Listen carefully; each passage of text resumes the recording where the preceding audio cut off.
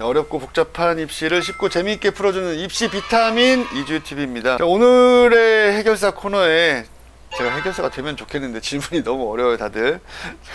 오늘의 질문을 소개해드리면요, 국어 논술을 지도하는 강사분께서 여쭤보셨어요.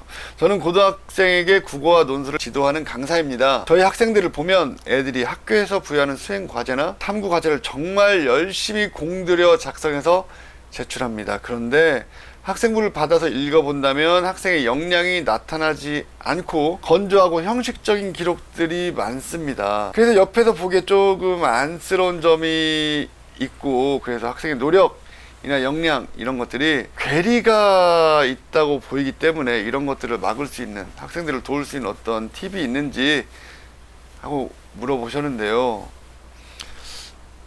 그런데 선생님, 사실 죄송스럽지만 국어 논술을 응시하는 학생들은요, 어떻게 보면 종합전형하고 안 맞는 학생일 가능성이 저는 좀 크다고 일단 생각이 돼요. 왜냐면 이 학생들은 일단 내신이 좀 부족한데 수능 최저는 맞추고, 그리고 논술이라는 특정한 영역에서 자기가 어떤 일발 역전을 꿈꾸는 학생들인 경우가 좀 다수여서 학교 생활에 좀 소홀히 하는 학생들이 좀 많다고 생각이 돼요.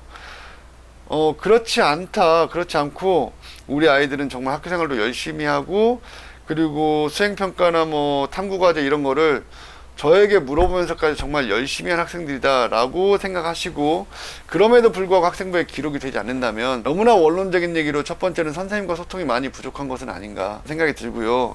선생님과 소통을 충분히 하면서 학원 선생님에게만 의존하지 않고 학교 선생님에게 의존하고 또 의지하고 또 선생님과 토론하는 그런 모습을 보여준다면 선생님이 학생을 애정하는 그런 감정으로 조금 더 친절하고 자세하게 써주시진 않을까 하는 생각이 있고요. 두 번째로, 학생의 역량이 나타내는 학생부라는 것이 어느 측면에서 포인트를 잡아야 할 것인지를 고민한 다음에 보고서나 수행평가의 제목이나 핵심 문장을 정말 임팩트 있게 써가서 그 기록하신 선생님께서 기억에 남을 수밖에 하는 어떤 그런 전략도 좀 필요하다고 보여져요. 그러니까 우리가 논술이라고 한다면 뭐 기승전결이 있죠, 기서결이 있죠. 그래서 차분히 논리적인 어떤 흐름을 따라서 발표를 하게 되지만, 학교에서 보통 하는 발표 시간은 짧을 때는 3분, 길어도 뭐 5분이나 7분을 넘지 않는 경우가 많고, 3분 또는 7분 정도면 글자 수로 한 300자에서 뭐 길면 한 600, 700자 정도밖에 되지 않거든요. 근데 그 얘기를 대학 논술을 채점하는 선생님들은 조금 더 그 전형 내에서 많은 분들이 달라붙어서